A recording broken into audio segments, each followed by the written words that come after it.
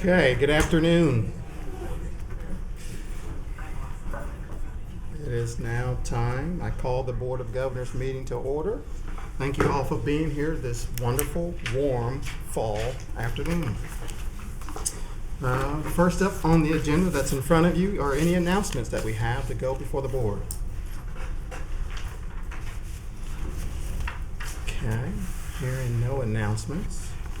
We will move to the minutes from our September 12th board meeting. Those will send out for everyone to review. Give you an opportunity to peruse those again. I'll entertain a motion. So moved. I have a motion. Governor Elliott, I have a second. Second. Governor Morgan is a second. All those in favor of approving the minutes say aye. Aye. Any opposed? Minutes are approved.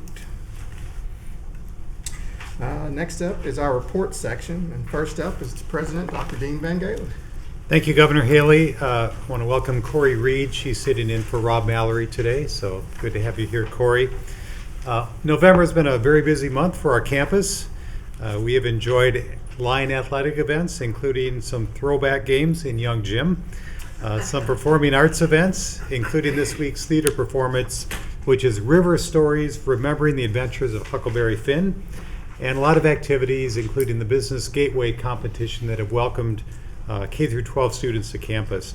This week, we have also recognized and celebrated our nation's veterans, including the approximately 150 Missouri Southern military-affiliated students and 8 of our faculty and staff who have served in the armed forces. Although it is not in my written report today, I want to take a few minutes to highlight a very unique event that we hosted here in Plaster Hall last weekend.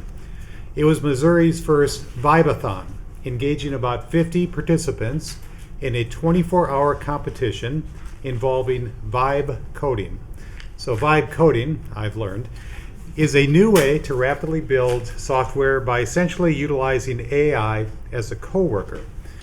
This competition had prize money of $20,000, and the Vibe-a-thon was focused on addressing 3 critical challenges in healthcare, with the goal of utilizing AI to, number 1, improve the process of patient scheduling of appointments. So I think we can all relate to these. Number 2, making healthcare costs more transparent and understandable. And number 3, improving care navigation, including the referral process. So the winners from the Vibe-a-thon in these categories will be invited to pitch events to potential investors with the goal of incubating startup companies here in Joplin. The Vibe-a-thon event was a partnership between Codify and the Joplin Regional Alliance for Health, or JRA. You may recall that this organization, JRA, was formed about 3 years ago as a collaboration with our regional healthcare and educational partners, as well as the Chamber of Commerce and the City of Joplin. The event was really a great example of how Missouri Southern can partner with others to shape the future of our region. My written report, which of course you have access to, I want to note beginning on page 2, I highlight some construction information. We had a site tour of the Health Science Innovation Center recently provided to Senator Roy Blunt. Senator Blunt not only facilitated federal support for that project during his service in the U.S. Senate, but has also generously provided some memorabilia from his career that will be displayed in the building or will be included in our university's archives. Also highlighted in my report are this year's Wilcoxon Scholars, 7 Missouri Southern students who are conducting undergraduate research with our faculty, thanks to the generosity of Dot Wilcoxon and her late husband, Bob.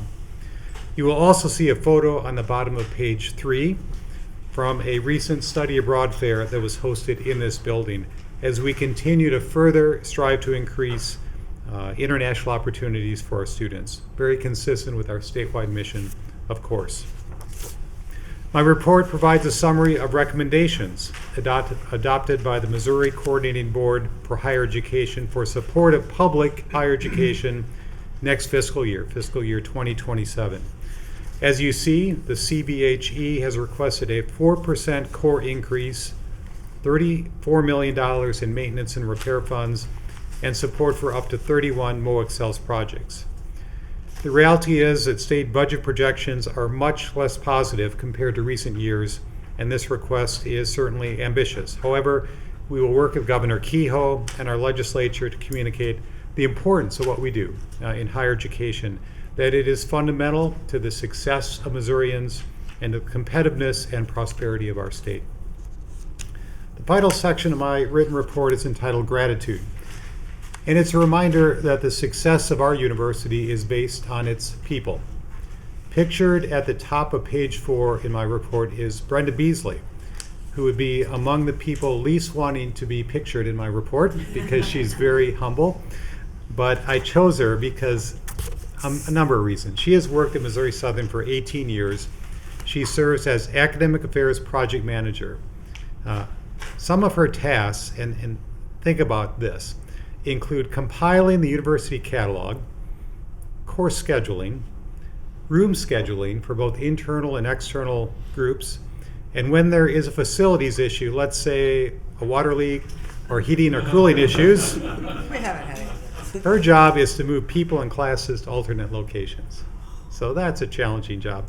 Brenda's commitment, competence, kindness, and ability to solve problems is widely known on our campus. So today, thank you to Brenda and to the many other MSSU colleagues like her who make a difference, often behind the scenes at our university. We always enjoy seeing board members at university events, and in your board binders, you will find a list of some upcoming opportunities.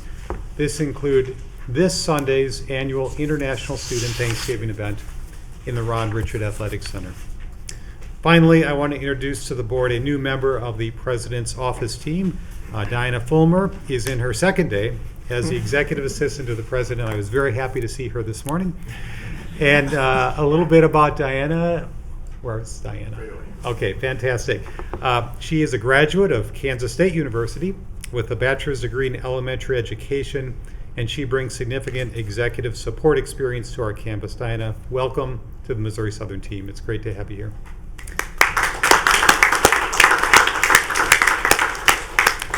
Also, I want to thank Brittany Castillo for her excellent work in stepping up to support the board during this time of transition. Brittany, you've done a great job. Thank you so much.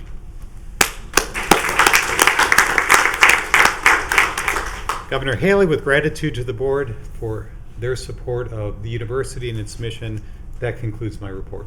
I appreciate that. Any questions for Dr. Van Galen?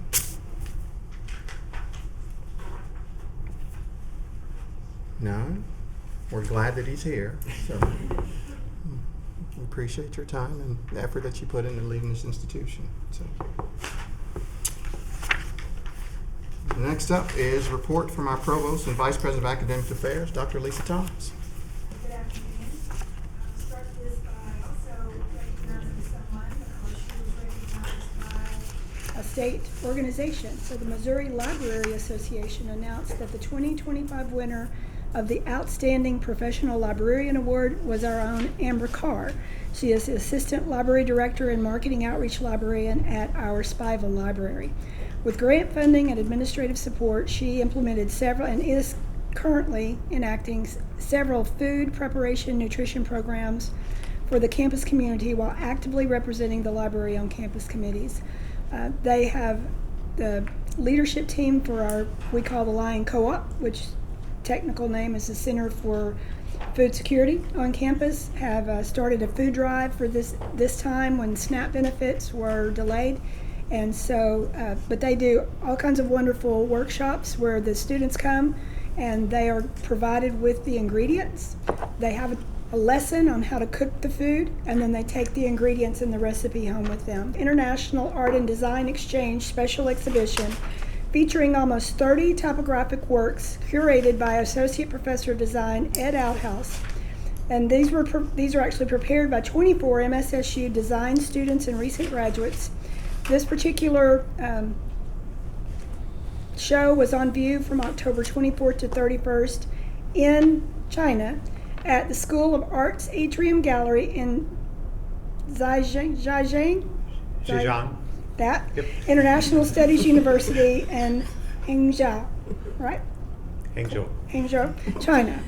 So I had pictures, they weren't good quality, so I didn't include them in the report, but just very exciting that our students have work displayed in China at our partner institution. And then some of those students actually traveled and studied abroad for 3 weeks this summer at Zizou University, and so they built some relationships there that facilitated that. I'll also say that out of the Department of Technology, similar to the Vivathon, we had the Lion Hog Tech 2025 was a cross-institutional innovation hackathon bringing together high school and university students from Missouri and Arkansas to solve real-world problems using automation and artificial intelligence. With the theme Automate, the event aimed to build awareness around recent developments in AI while encouraging creativity, STEM engagement, and regional collaboration. And as the name of the event signifies, this was a joint effort between MSSU and the University of Arkansas. Also, as Dr. Van Galen mentioned, on Thursday, November 6th, the Plaster School of Business hosted its annual Business Gateway event, marking a record-breaking year in both participation and fundraising. Dr. Lucas Dilley was in charge of the event. He is an associate professor of accounting.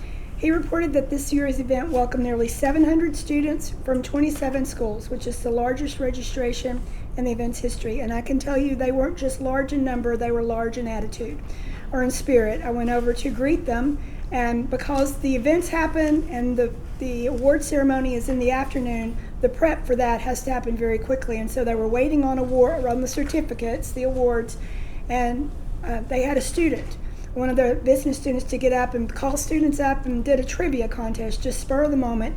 And the students absolutely loved it. And they were cheering and yelling answers. And that spirit continued through the award ceremony, where they were just so thrilled for everybody to be there. So it was a great event.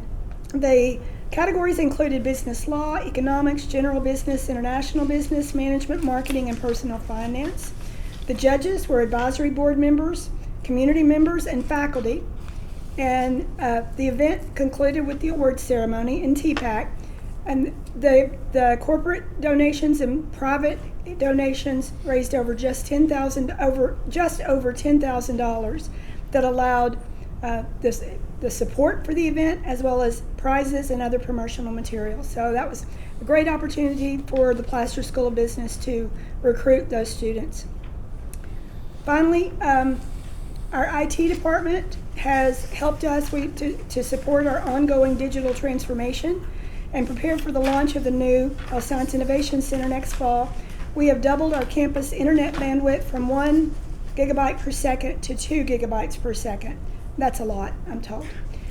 This strategic upgrade enhances connectivity from across campus, ensuring robust support for modern learning environments and emerging technologies. And if I can, I'll be glad to answer any questions about any of that. Questions for Dr. Toms? Where again in China? What he said.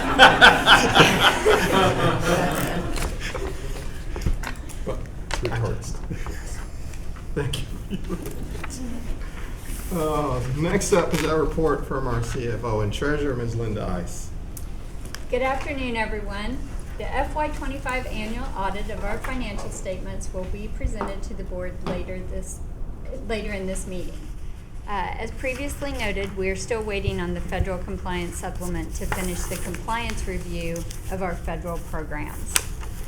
At this time, I always like to recognize our colleagues across campus who do a lot of work on the annual audit. It really is work that happens year-round, and this is, again, another example of folks doing behind-the-scenes work that's really important, and it serves our students. Your packet contains some updates on the facility projects, and I'll highlight some of the key items. Facility projects are currently progressing as scheduled and within budget. And I'm going to say that again, as scheduled and within budget. Anyone familiar with construction knows how challenging this is and recognizes the excellent work being done by all. The Roy Blunt Health Science Innovation Center has recently seen landscaping, sidewalk installations, and additional exterior signage. Inside, the terrazzo flooring installation has begun, and that's a really important, exciting moment in this building. It will be so beautiful. And boilers have been fired up and tested for the colder months. Not for today, but maybe tomorrow. And Leggett & Platt bleacher installation is underway. October marks open enrollment for the annual insurance selections, and HR works diligently with our employees throughout this period to make timely selections for the calendar year 2026. I also included a photo of our quarterly coffee. This is an event that's hosted by HR, and it engages our new employees with our current employees. And at this quarterly coffee, we welcome 27 new employees from across campus. Now we'll move on to the financial statements as of October 31, 2025. The statement of net position shows assets of $218 million, liabilities of $129 million, and net position of $89 million. You'll note the accounts receivable variance on there. A decrease of $4.2 million is due to additional tuition and fee payments, along with the month-end payment for the Roy Blunt Health Science Innovation Center. The next statement that we review is the comparative statement of revenues, expenses, and changes in net position. We look at the difference column, and that reflects cumulative activity from July through October for both the current year and the prior year. Operating revenues declined by $559,000, and this is primarily from decreases in auxiliary revenue and some in federal and state financial aid awards. Operating expenses decreased by $1.1 million due to a reduction in scholarship awards, and it's reflecting fewer Pell, state, and federal awards, and shifts in timing on contributions. Some repair and maintenance projects had a decrease of almost $700,000, and a lot of that is timing throughout the year, depending on when those projects get started and finished.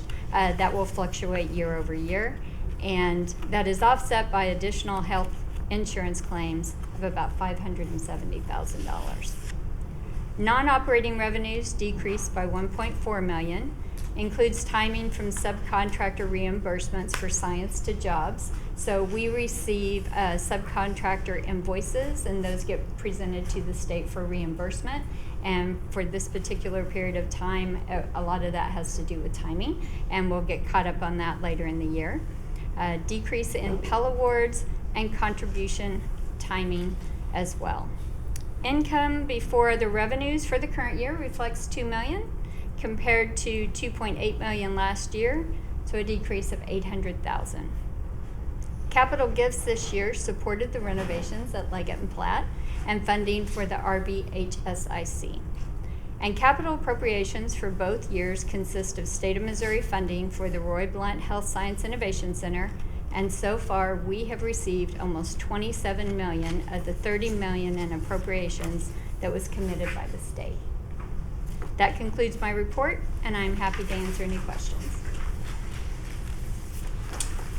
Any questions for Ms. Ice?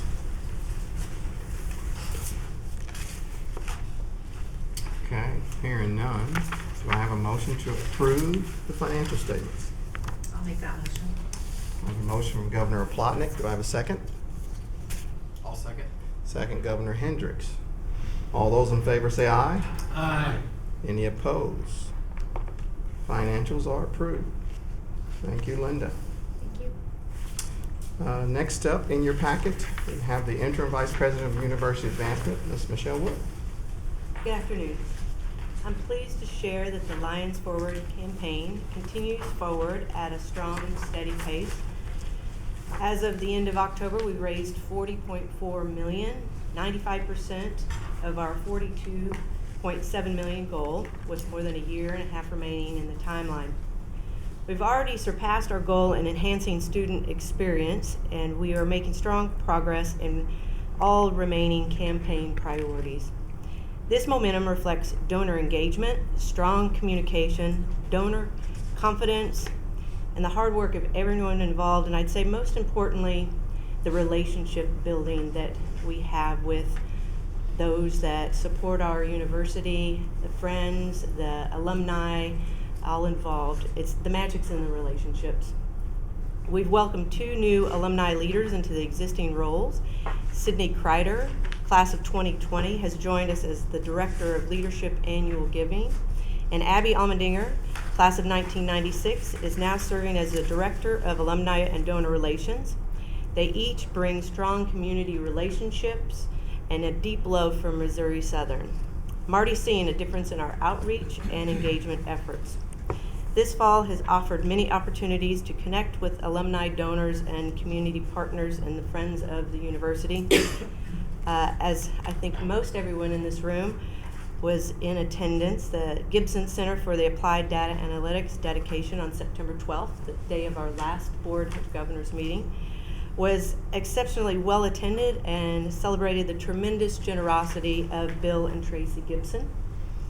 Our President's Game Day gatherings in the Ron Richard Athletic Center have brought together alumni, donors, healthcare partners, campus supporters at each home football game. We have our 6th and last President's Game Day gathering tomorrow with kickoff at 1 p.m. And on October 24th, we honored exceptional alumni at our Alumni Awards Dinner, recognizing leadership, service, a lifetime achievement across our Lion community.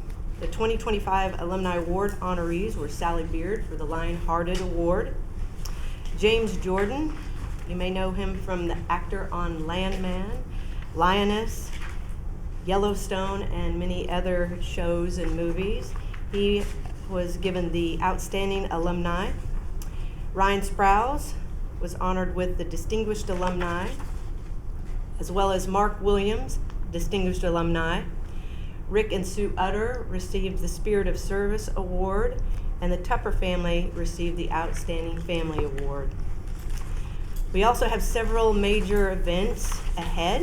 On December 4th, we will welcome guests to the mansion for holiday happenings. Volunteers are currently putting the final touches on 11 themed trees, Christmas decorations all throughout the mansion, and this is just one small part of the campus-wide holiday happenings event. I saw it yesterday and it's absolutely beautiful. So if you want to get in the Christmas spirit, go to the mansion. And on December 5th, our advancement team is partnering with the music department for our annual Choral Flourish event, beginning at 5:30 p.m. at the Cornell Complex and then transitioning to the St. Peter's Catholic Church at 7:30 p.m. It will be a beautiful evening that brings together our Lantern Society members, board members, guests for engagement, and an exceptional music experience by our students. Looking a bit forward ahead, we are moving with planning for the Wilcoxon Innovation in Health Sciences Summit coming in March, and we already have strong early interest. And lastly, we are currently improving our digital presence with refreshed alumni pages, new alumni benefits page, an updated approach to donor web content that supports storytelling and engagement. And in closing, the university advancement remains focused on strengthening relationships, nurturing donor confidence, and building momentum that will carry us well beyond the current campaign. Thank you for your continued leadership and your support. Thank you. Any questions for Ms. Wood? Hearing none, thank you for your report. Next up is Associate Vice President of Admissions and Enrollment, Dr. Shelley Hewitt. Thank you, Governor Haley. Missouri Southern's admissions and enrollment services teams continue to refine processes to strengthen recruitment and retention. Current efforts focus on stabilizing freshman enrollment, increasing residence hall occupancy, enhancing the overall student experience. In regard to strengthening the recruitment funnel, our goal is to stabilize freshman enrollment while expanding out-of-state recruitment. Specific strategies that I will highlight for this include transitioning from transactional outreach to personalized, data-driven communication, showcasing educational value, post-graduation outcomes, study abroad opportunities, and immersive learning opportunities. Additionally, promoting the vibrancy of campus life in the Joplin community to attract students beyond the 4-state region, and expanding parent engagement as they are the key influencers to decision-making of their students' choice of institution. In regard to reframing the Missouri Southern brand, our objective is to align the university's mission and strengths with messaging that resonates with today's students and parents. Key actions include partnering with industry experts to refine brand messaging, emphasizing cost, value, and trust, introducing affordability conversations earlier in the recruitment process with transparent cost comparisons, highlighting employment outcomes and earning potential to demonstrate the long-term value of a Missouri Southern degree, and elevating Missouri Southern's educational excellence and statewide mission through unified, authentic storytelling. Regarding integrating yield and financial wellness, we are embedding yield strategies into all recruitment and retention initiatives while aligning scholarships and aid with institutional priorities. In regard to financial wellness expansion, the default prevention role now includes proactive financial wellness education. This focuses on early financial literacy, responsible borrowing, and student financial empowerment. Protecting Missouri Southern's Missouri Southern's federal funding eligibility by mitigating default risk and supports students' success beyond graduation.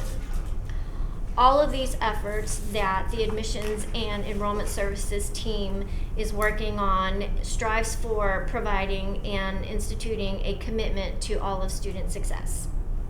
And that concludes my report, and I'm happy to answer any questions you may have. Questions for Dr. Hewitt?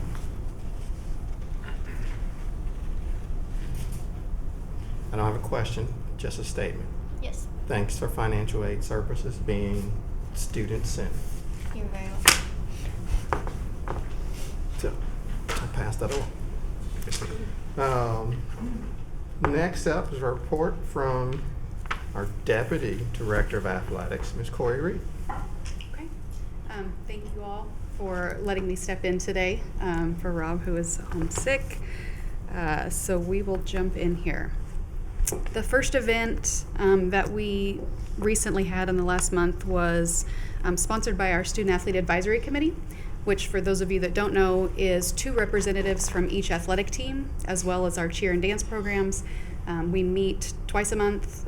They do community service projects, student athlete engagement, and we also do some leadership training with our student athletes as well. So that group organizes the Trick or Treat So Others Can Eat food drive. This was the 17th year of that food drive, and it was, again, one of our more successful years of doing that. So student athletes create flyers, they put them out in the community, and then they follow up with picking up non-perishable food items, which are then donated to Souls Harbor. We do this in October every year. We try to time it before the holiday season, because that is when they've expressed to us their need is the highest.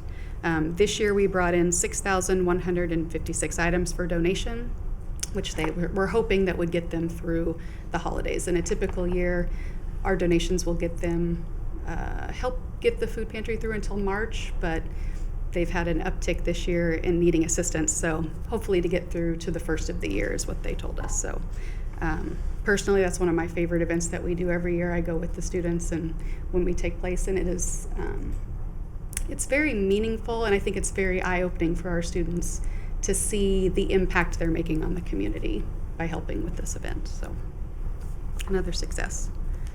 Last Saturday, for the 7th consecutive year, Missouri Southern hosted the NCAA Division II Central Region Men's and Women's Cross Country Championship at the Tom Rutledge Cross Country Course. We held the men's and women's race that day. It is the 9th time Missouri Southern has hosted this event in the last 13 seasons, and it is the 13th time overall that we have hosted this event, which is believed to be the most years hosting a regional championship in cross country for any Division II institution. We will get a break next year in 2026 as the event will move to a different location, and then we will have it again on campus in 2027. Not in the notes, but important to note, we did have 2 individuals on our men's cross country team that did qualify for the national championship, so they will be traveling next week to compete in that, and that is Jaden Deaton and Chase Sorrell. So we will be sending our well wishes with those 2 next week.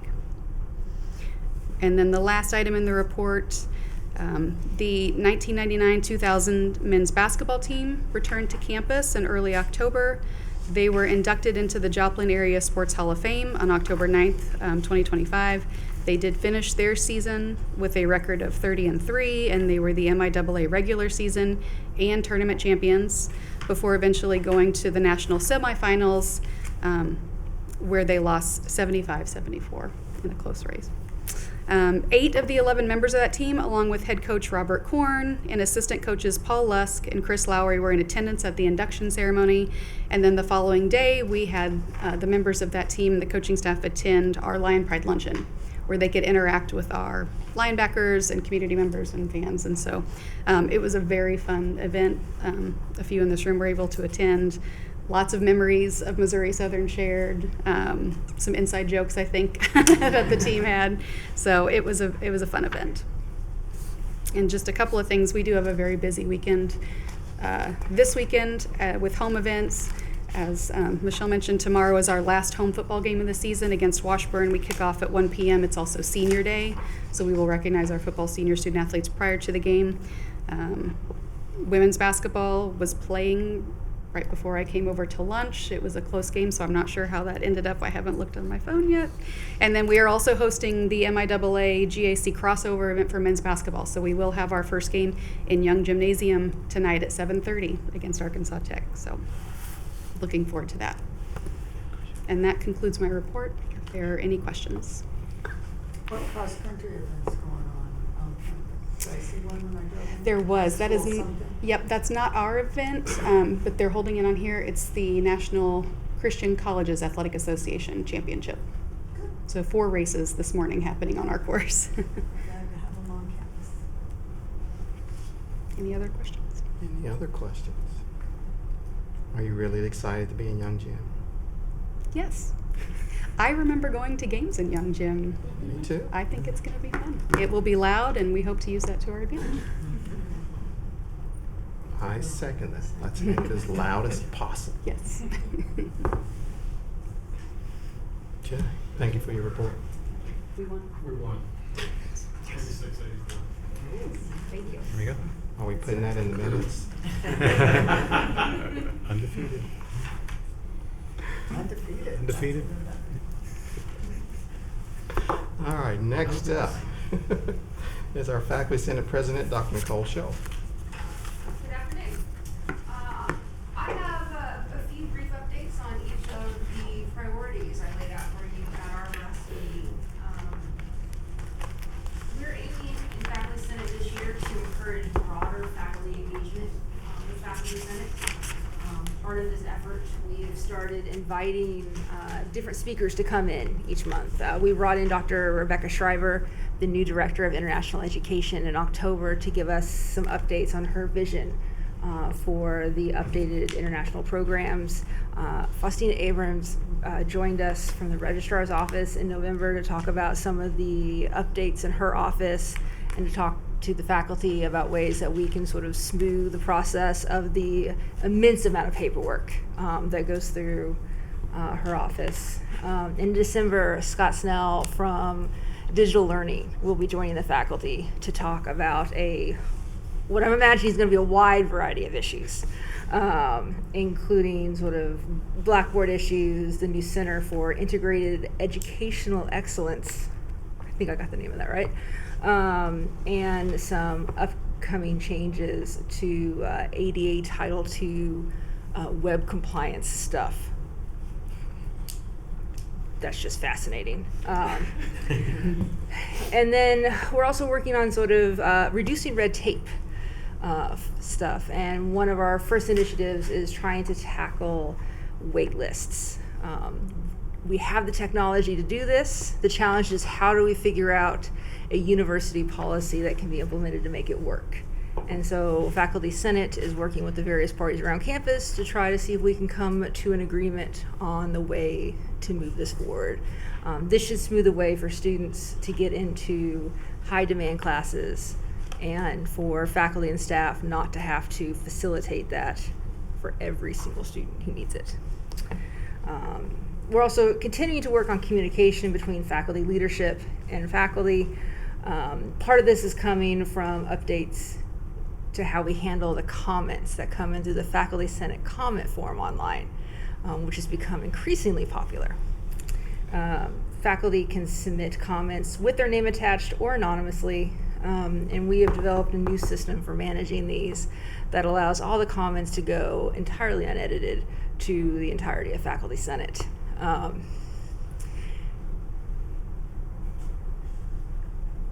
We're going with transparency, and we're going to see how that works for a while.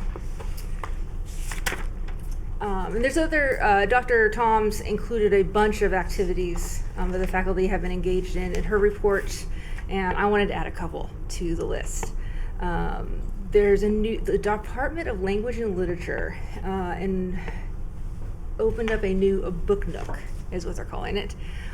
It's a cozy little reading area, bookshop space where you can donate books, pick up a new book for your bookshelf over in the Kuhn Annex. They had a grand opening on November 1st. If you happen to be over in the area sometime, you should really stop in. It's a really nice space. Our program donated, I think I gave them 20 boxes of books last spring, in addition to whatever they were gathering from other places. And it's a really nice area. And then the pre-law program has been, we'll go with gaining traction.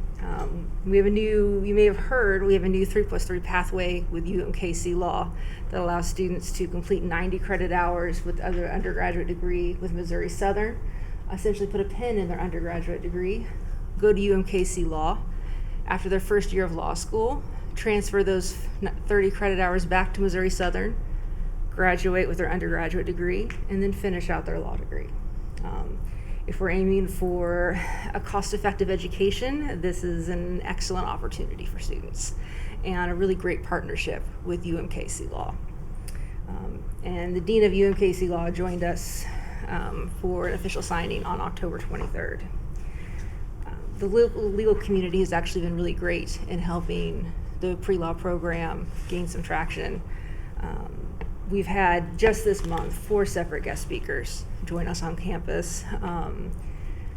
Judge Christine Rhodes is coming up this coming week. She'll be our final speaker of the semester. Everyone we invite says yes. And I'm getting emails after the UMKC Law announcement of people just volunteering their time. They want to come chat with our students.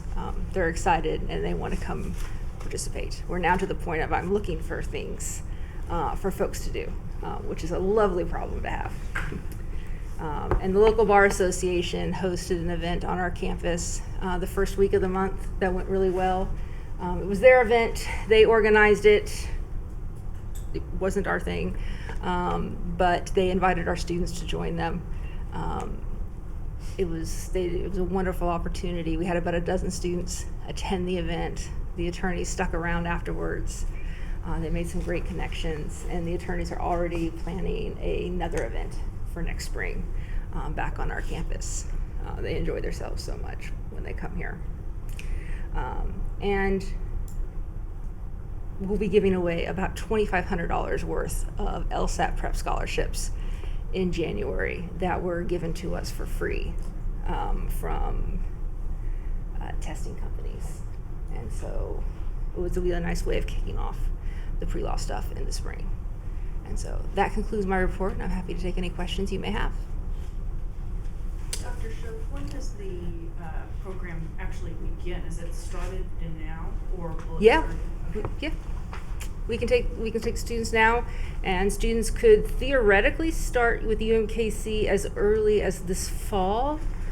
with the caveat that they're a little bit late in the application cycle at this point. It's not too late, but the ideal timeline, they should be submitting applications if they want to start law school next fall, right now.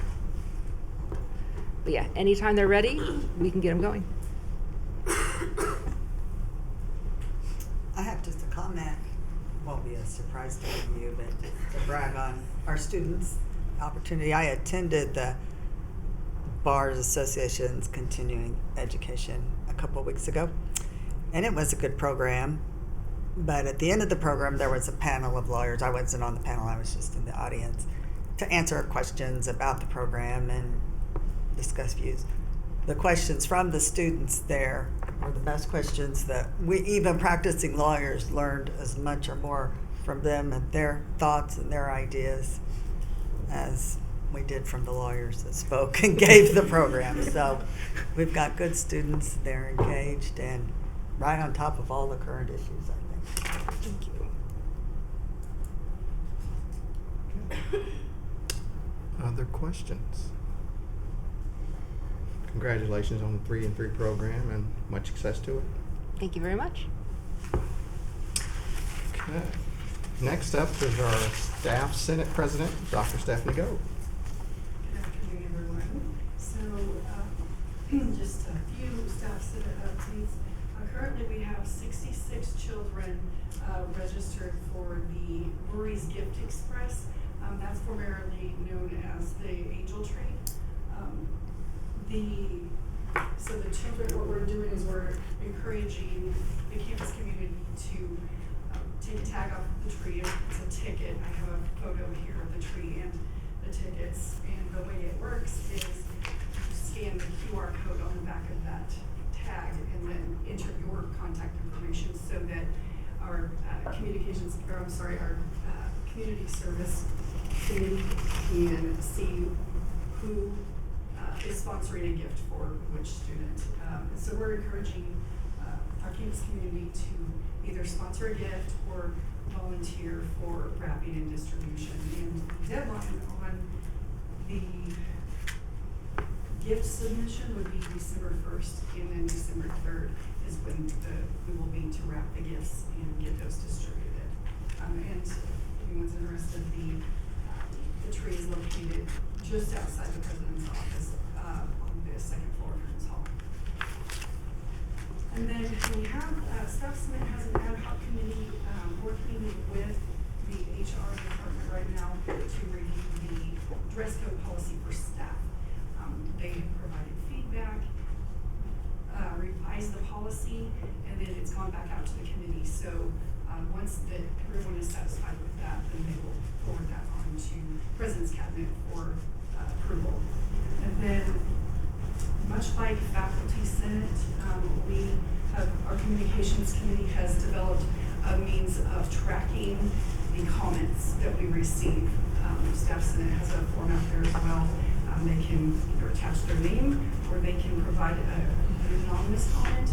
But it is really difficult to follow up with those anonymous comments if we don't know who submitted them. And so for transparency and a way for them to track the action taken on that comment, then we have a spreadsheet where they can access that and see the data was forwarded to President's Cabinet or another maybe PC member, and then they can follow up on any action that's been taken on that.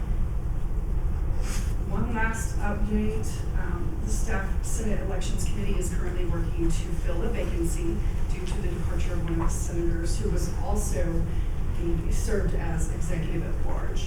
And as of this last meeting on Wednesday, we went ahead and elected an executive at large who will sit on the executive committee. However, we still need to fill that vacancy for the Senate position. So that is all of the updates I have. Any questions? Questions for Dr. Go? I just have one. I'm curious because now it's come up twice. How many anonymous comments do you guys get? Recently, we've had about 3. So I think more so than not, they are anonymous. So So there are a few people who actually attach their names to the comment. So we're putting them all out there, just like what the Faculty Senate is doing. Faculty Senate, number of anonymous comments? Depends on how feisty the faculty are, sometimes up to 10 a month. So 10 is feisty and 3 not so. Okay. That's fair. Yeah. Okay. And those are the anonymous ones. And the greater percentage are anonymous. Yeah, very, very few come in with the names attached. Usually if faculty have a concern that they're willing to attach their name, they just email me directly, and those are not included in the spreadsheet. Okay. Thank you for your report. Next up is our Student Senate President, Ms. Morgan Robinson. Thank you, Governor Haley, and good afternoon, everybody. So we currently have 2 complete applications for the student representative to the Board of Governors.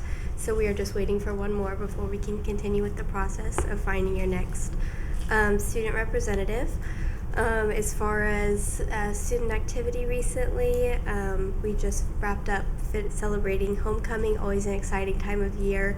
CAB hosted a number of events, I believe 1 per day of the week of homecoming, and did a great job of decorating and really making it a very festive time for the students. As far as Student Senate, back at the beginning of October and of September, we worked with Dr. Toms to execute various breast cancer awareness activities, including fundraising with shirts, bandanas, pins, and some other items, and hosted a ceremony with Hope for You, a local breast cancer awareness group, and a provider of mammograms for underinsured or uninsured women in the Ozarks. So we were really excited to partner with them and host that ceremony. We will be concluding our fundraising efforts with Powder Puff, which should be coming up soon, and then we'll have a final number of how much we were able to raise for that organization. Senate has enjoyed a few different visitors, including State Senator Jill Carter, who sat in on one of our meetings, as well as a meeting with President Dr. Ben Galen, where he was able to share with us some questions that he would like to see some student engagement, student responses, and from there, we 2 weeks ago we had what we called Speak to a Senator, where we spent a week tabling in the Lion's Den and going up to students, asking them questions about different topic areas and trying to just get some feedback about what students are concerned about or what students' thoughts might be. We will be continuing to try to get some more feedback through an online forum and things like that. Senate has also approved a number of appropriations for our registered student organizations, so that's always exciting to be able to partner with student groups to support what they are doing to enrich the education of our fellow students. So I think that concludes my report, if there's any questions. Any questions? I have one. Can you make homecoming weather warmer next year? I'll do my best. Okay. I'll speak to Mr. Hetty. Thank you for your report. Thank you. Next up in our meeting is the board committees. First committee is Personnel and Compensation, chaired by Governor Elliott. We decided to yield our time to the other 2 committees. Did not meet. Okay. Thank you, sir. Next up, Academic Affairs, Governor Morgan. The Academic Affairs Committee met this morning and we approved a slate of new programs. I've got 3 motions to present this morning. First, I move to approve the new graduate academic programs presented and approved by the Academic Affairs Committee. Do I hear a second? Can we have the name of the committee just for the, or the name of the Just so the minutes are complete. I know everybody was at the board meeting. The name of the, You know, the full motion. yes, for the name of the two programs are there's a master's in nursing, and then there's a master's in nursing with an education emphasis. I'll make that motion to approve those.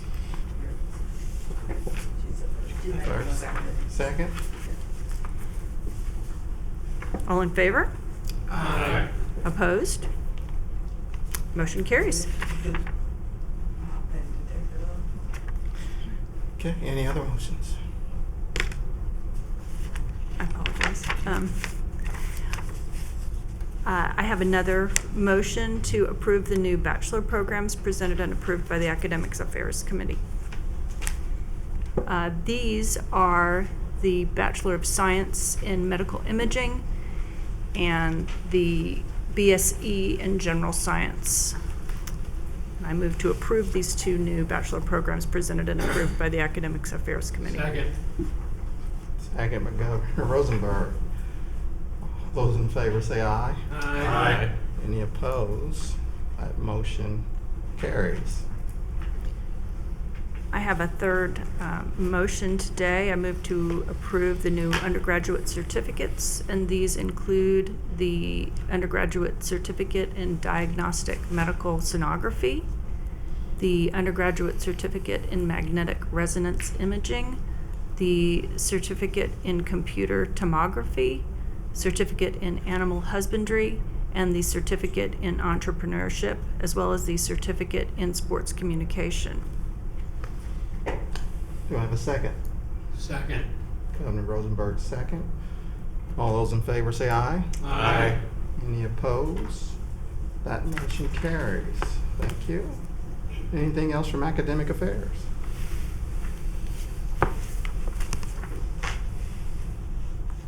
No. No. Thank you. Thank you. Next up is Budget and Audit Committee. Governor Seibert. Good afternoon.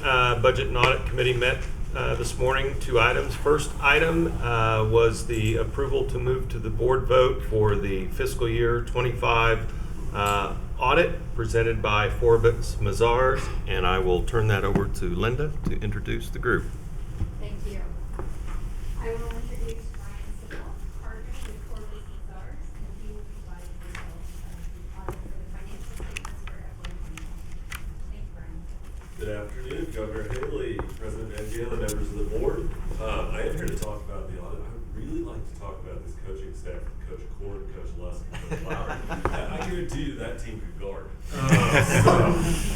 The headline is that we have issued a clean financial statement opinion. The technical term is unmodified for the financial statements of the university for the fiscal year ended June 30th, 2025.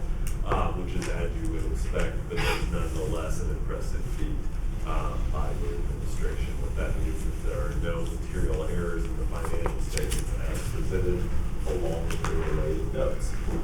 As we discussed in the committee meeting this morning, you may notice that your packet of financial statements is just a little bit shorter this year than in previous years, because it's part of our responsibilities to you and as part of your responsibilities to the federal government. You are required to have an audit over certain compliance elements of certain of your major federal programs for federal grants received. Our work on that is done in compliance with the federal compliance supplement issued by the Office of Budget of the federal government, which has not been released in final form as of this time. And so therefore, while we have seen those requirements in draft form and performed many of our procedures to date around those, much like for those of you who were around in 2020 when we didn't have a compliance supplement right away, we cannot issue our formal report on compliance and controls as it relates to major federal programs until which time that should issue. Your formal date due date for that is March 31st of 2026, so there is some time in front of us. History would tell us, like in 2020, if that compliance supplement were to be delayed much longer, reasonably you would expect an extension to be occurred. We believe that absent significant changes in the federal compliance supplement, we should be able to turn a final draft within a final issue report within a couple of weeks. Again, contingent on no changes in requirements or responsibilities. Nevertheless, the issuance of the audit report and related communication to governance in front of you today will fulfill your current needs of the state of Missouri for the preparation of their CAFR. So your team will be able to distribute that report as appropriate and as needed. As we discussed this morning, the financial statements are free from adjustment, and so while we do not audit each set of monthly financial statements or each set of board financial statements you receive, it should serve as comfort to you as governance that we did not have to make significant adjustments or any adjustments to the numbers that you have looked at throughout the year. And we did highlight the biggest change in those financial statements relates to the large, beautiful construction project we have right over here at the Roy Blunt Health Science and Innovation Center, the increase in construction in progress, the increase in state capital appropriations, and other areas along the way. We do want to offer, on behalf of Forbes Bazaars, and I always love to say in this community, a firm that started in this community in 1923, so a firm that's been in this community for a long time. Our thank you to a number of folks. First, the administration. I think it is important for you as a board to understand that your administration, from Linda Ice to Dr. Van Galen and on down, are open, transparent. We have a running dialogue throughout the year, which is important for us to understanding the ongoing operations of the university and perform our risk assessment. Thank you to Governor Seibert, who is your liaison to us throughout this process and who we talk with periodically and have the opportunity to get the board's guidance on things. And then specifically want to acknowledge a couple of people on your staff. Alicia Hughes has stepped into a larger role in the supervision of student financial aid, which is very detailed, and it was mentioned earlier. Not just important from a compliance standpoint, but important as from a front door to the university standpoint. And so I want to give kudos there.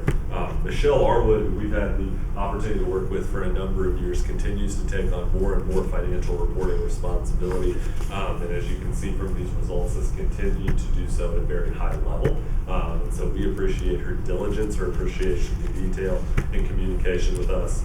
And then your fearless leader, Linda Ice, who operates with great precision and great care and sets a phenomenal tone at the top for your institution. So with that, I am pleased to present a very clean report for you all today, but I'm happy to answer any questions. Any questions for Ryan? If I may, I would also like to announce two members of my team. Either you do it or I do it. Go ahead. So Allison Gardner, here in the blue, is a director with our firm. Allison is a wonderful member of our higher education team, who really is my right hand in the supervision of the engagement. And then Rachel Marsh, a senior associate on our team, both CPAs. Rachel is our audit in charge, who really runs the day-to-day field work, supervises our team of staff auditors who spend a couple weeks on your campus. Thank you. We appreciate it. Thank you. Before we take a vote, I just wanted to thank Ryan, Allison, and Rachel for their communication with myself and the board. It's a pleasure to work with you all, but it just really needs to be brought forward again that this is our 12th clean audit by our Chief Financial Officer, and we appreciate your efforts. We appreciate your team, Michelle Arwood, Alicia Hughes, Tyler Meyer, and Lisa Bose, all go in to this effort. And I can't think of many things that are more important to a university than their financial health and their financial accountability. And I think this board takes tremendous pride and comfort knowing that you are overlooking those issues. And I think, speaking on behalf of the board, we are very proud and very honored, and thank you for your effort and your team's effort.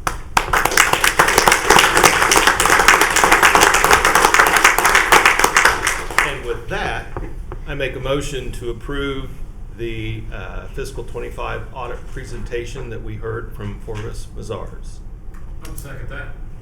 I have a motion and a second. All those in favor say aye. Aye. Any opposed? The fiscal year 25 short form has been approved. The other item that we covered during the committee meeting was the resident life rate increase. And that consisted of a rate increase for housing of 3% and the meal plans at 4%. So I make a motion to approve the fiscal year 27 residents life rate. Do I have a second? I'll second that and just say that Linda explained the basis for calculating those increases. So yes, I would second. Second, Governor Hirschway. All those in favor say aye. Aye. Any opposed? That motion carries. Anything else for budget and audit? That sir? concludes the budget and audit meeting. Thank you.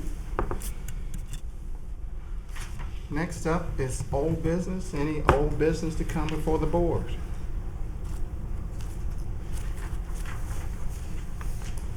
Hearing none. Next up is new business. New business, I guess we're having a little transition here. An outgoing board secretary and an incoming board secretary. So I will turn that over to Dr. Van Galen to offer a little introduction. Absolutely. First, I want to thank Brittany Castell for her exemplary work as interim board secretary. She's done simply a great job during a time of transition. So, Brittany, thank you for everything you've done. And then also, as I stated earlier, welcome to Diana Fulmer, who's not only the executive assistant to the president, an important member of my team, of our team, but also, depending on the board's decision today, I believe has agreed to serve, No pressure. if elected, as secretary to the Board of Governors. So, Brittany, great job. Diana, welcome on day number 2 to Missouri Southern. So, yep. So I'll entertain a motion. I'll make that motion. I have a motion I will second that. from Governor Plotnick, second from Governor Hendricks to nominate Diana Fulmer as the board secretary. All those in favor say aye. Aye. Any opposed? Welcome, thank you. Brittany, thank you for, I know it was a short stint. You kept us in line. I appreciated your emails, but good job as always. In your agenda, you also have future meeting dates. I know we say the next board meeting is January 9th, but next month is? Okay, so make sure you have that on your calendar. I don't remember the dates, but I know we're having 3 sessions. Two. Down to 2.